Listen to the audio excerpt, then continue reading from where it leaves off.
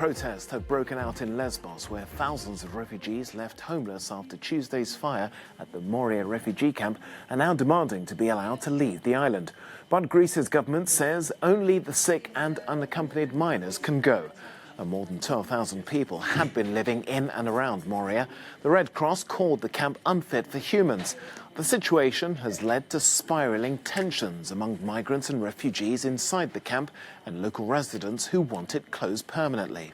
10 EU countries have now agreed to find homes for some 400 unaccompanied children and teenagers, including France, Germany and the Netherlands. Well, let's head to Lesbos now, where we can speak to our correspondent there, Apostolos Stikos. Apostolos, migrants are now protesting. What have they been saying to you?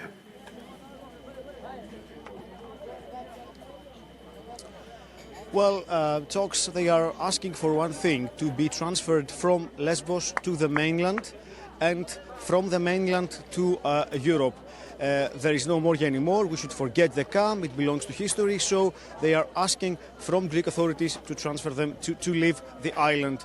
From this disaster, from this tragedy, if you want, something good might come out of it for the migrants and the refugees. Of course, the first response from the Greek government is not positive to their request. This is why they're protesting. They are demonstrating, but they cannot get to the port of Mytilene, to the capital of the island.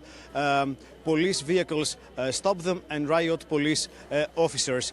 They do understand that, for instance, for France and Germany, it will take a few days, maybe weeks, in order to have their selection process and choose who to take. However, they've been waiting for months. They are impatient. They have no tents, no blankets, no food and water. The situation here is chaotic.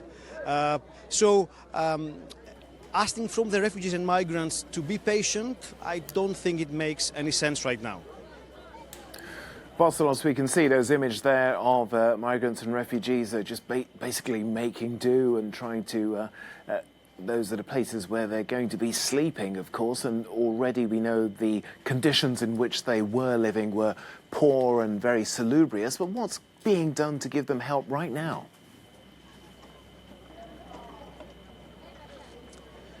Right now we have volunteers who are trying to help. They are here, and we also have the Greek government offering food, and they have found a place, an open space where some tents have been placed, so some of them will be moved even tonight. However, we cannot know, I mean, it's not enough. The island doesn't have 12,000 rooms and places for these people. Now, apart from volunteers, as you said, talks 400 unaccompanied minors have left the island. Good news. There is a ship that can host a great number of refugees, but again, we talk about 12,000 people on the street. This cannot last for long. A solution must be found.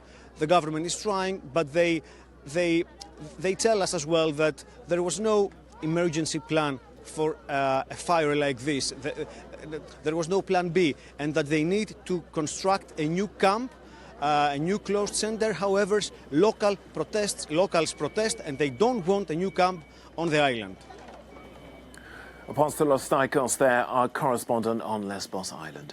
Well, a short while ago I spoke to Benedicto Gjeva, the executive director of NORCAP, an organisation attached to the Norwegian Refugee Council that provides expertise in humanitarian emergencies. She said European inaction was to blame for the crisis at the overcrowded Moria camp.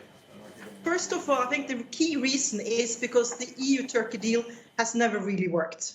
So it's created a very blocked situation, and it's the people in these camps who've been suffering due to this. So I think here we need to both blame EU, first of all, for this, because they could have unblocked this before. It's like they've been sleeping to the situation, and then it needs such a crisis to wake them up. Yeah. Well, last week we marked the fact that Germany 5 years ago opened its doors and welcomed in 1 million refugees from Syria and Afghanistan, as well as many other countries. Do you think we need similar action now?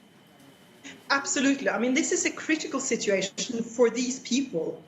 Also, there are many of them must be very traumatized from what they have experienced. So it's extremely important that there's urgent actions and that we open up the borders to them. But it also needs to be urgent actions in terms of finding a policy which allows this not to happen again. And I think here EU really needs to sit down and discuss what to do. 1.2 million people actually passed the Greek borders since 2015. 1.2 million. So I think Greece has taken their share of the burden, but now Europe needs to step up. Well, migrants, there's not going to be peace in the world declared tomorrow, so we can expect more migrants and refugees and asylum seekers to be coming to European shores. But regarding that enforcement, because the European Union does manage to enforce measures in many other areas, but what concrete action can be taken? I mean, this is a very difficult question because, again, you have a certain number of borders, but you have to look into, what is possible to achieve. For sure, today, having people arriving by boat to Lesbos and the other islands is extremely dangerous, yeah? We've all seen these pictures of the people dying trying to cross the sea. So you have to look into a different solution. But also, it's very important that one needs to find a deal with Turkey because many of these are crossing with Turkey, and one needs to enter into a dialogue with Turkey that really works, find a solution that really works. And last but not least, we need to also step up the work we are doing where these people are coming from.